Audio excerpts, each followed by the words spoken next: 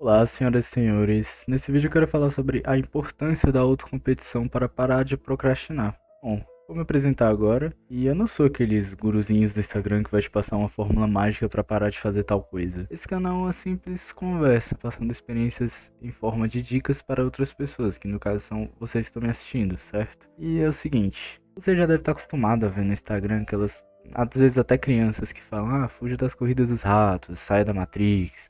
Mas não, eu não vou fazer isso. Normalmente essas pessoas que falam isso, elas criticam principalmente a escola e a faculdade. Falando que se você é um aluno que tira 10 na escola, você vai virar um Uber. Se você é um aluno que ingressou na faculdade, você não vai conseguir um emprego, vai virar CLT. Então, assim, meu posicionamento é o seguinte: as escolas têm o seu papel, eles falham, elas ainda desempenham um papel importante na vida dos estudantes. Qual o papel? Bom, socialização, formação de amizades, enfim. E a mesma coisa com a faculdade. O cara que fundou o Facebook e hoje em dia a Meta conheceu o cara que ajudou ele na faculdade. Então, assim, não é que a faculdade seja ruim ou que você vai sair de lá desempregado.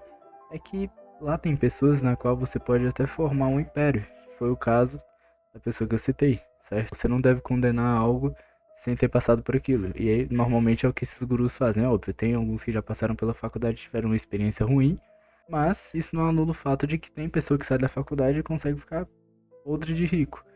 Então, assim, a faculdade é um âmbito que, na minha opinião, é para você fazer se você realmente tiver vontade de estudar aquilo que você está se propondo a fazer durante anos da sua vida. Então eu já te adianto que eu não sou esse tipo de pessoa que vai tentar te vender algo condenando a escola e a faculdade, avisando que se você tira 10 você vai simplesmente virar um desempregado. Não, pelo contrário, eu não concordo com isso.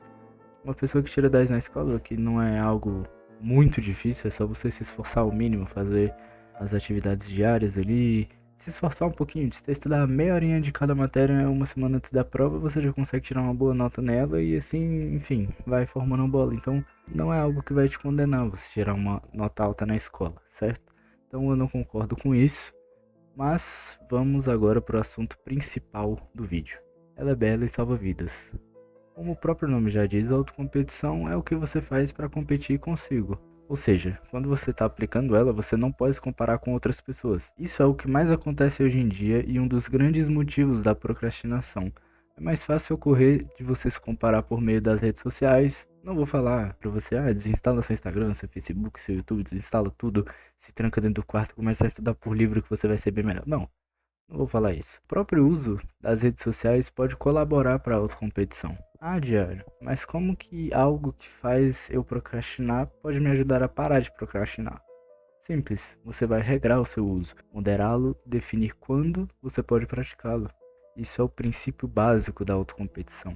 Você delegar regras para si, estabelecer o seu parâmetro. E é isso que vai fazer com que você seja mais produtivo e pare de procrastinar. E aí você vem e me questiona, como que eu posso competir comigo mesmo diário? É impossível. E eu te respondo, não, você simplesmente não sabe como fazer ainda. Então vamos lá. Para competir com você mesmo, existem algumas coisas que precisam ser elucidadas. Primeira coisa é estabelecer um parâmetro com base no seu desempenho atual, ou seja, se semana passada você, Joãozinho, estudou 1 hora por dia, não é nessa semana que você quer começar a competir consigo mesmo que você vai estudar 3 horas. Então assim, volte nessas 1 hora e no outro dia tente aumentar 20 minutinhos. E aí vai aumentando periodicamente até você chegar no seu limite e ver que aquilo é bom para você e que você consegue realmente absorver todo o conteúdo. Tô dando o exemplo dos estudos porque ele é bem versátil, só para esclarecer. E caso você ainda não tenha feito nada, por exemplo, se o Joãozinho semana passada não estudou essa 1 hora, vai ser uma experiência nova e você deve começar com pouco e se sentir bem, ir aumentando periodicamente. Como assim? Se o Joãozinho semana passada não estudou nada, essa semana vamos começar com meia hora, amanhã 1 hora, depois de amanhã 1 hora e meia, entendeu? E assim até chegar numa quantidade que você considera boa de estudo por dia, por exemplo, 3 horas, 2 horas, dependendo da sua rotina, enfim, você vai se adaptar. Mas o importante é você sempre ir aumentando periodicamente até você se acostumar a fazer isso, porque o seu cérebro, ele é totalmente emotivo. Se você não é acostumado a estudar, ele não vai querer estudar.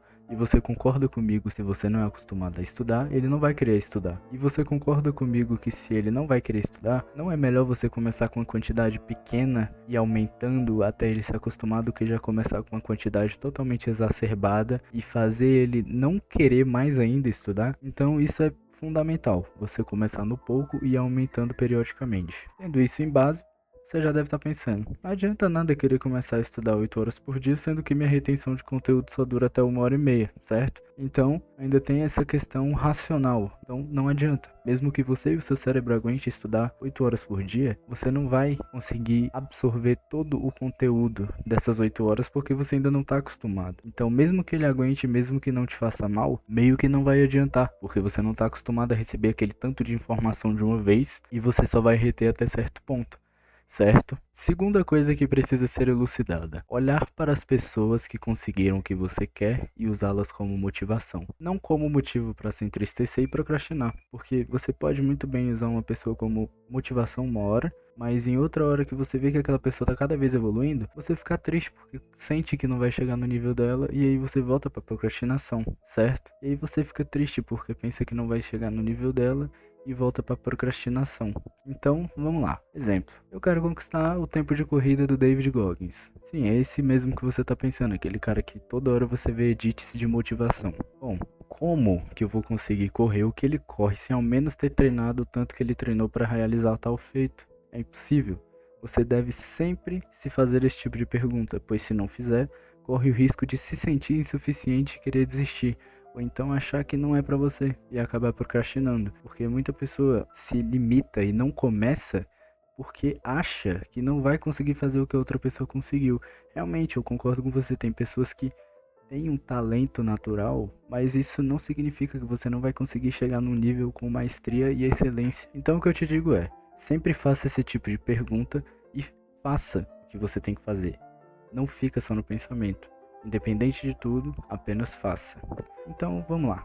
Se o Elon Musk, que hoje em dia é o cara mais rico do mundo, não tivesse começado e simplesmente deixasse todas as ideias que ele teve para construir o patrimônio e a riqueza material e imaterial que ele tem no papel, nada disso teria se concretizado. Ou seja, nunca deixe nada somente na folha. Faça, comece. Esse é o passo mais importante. Só do fato de você começar, você já está na frente de um percentual inimaginável de pessoas. Pode confiar. Terceira coisa a ser elucidada: ser grato pelo que conseguiu. Isso definitivamente é o que eu considero mais importante. Você deve ser grato pelas pequenas realizações. Aliás, a autocompetição baseia-se nisso, né? A autocompetição é sobre reduzir 10 minutos do celular no dia, e aos poucos se reduzindo mais ainda. É sobre ler uma página a mais cada dia que se passa, sobre estudar 5 minutos a mais, é sobre realizar pequenas metas diárias que serão, com o tempo, exponenciais. Com isso, eu considero a gratidão a vertente mais importante da autocompetição. Bom, foi isso. Se vocês quiserem um vídeo no qual eu aprofunde mais sobre a procrastinação no geral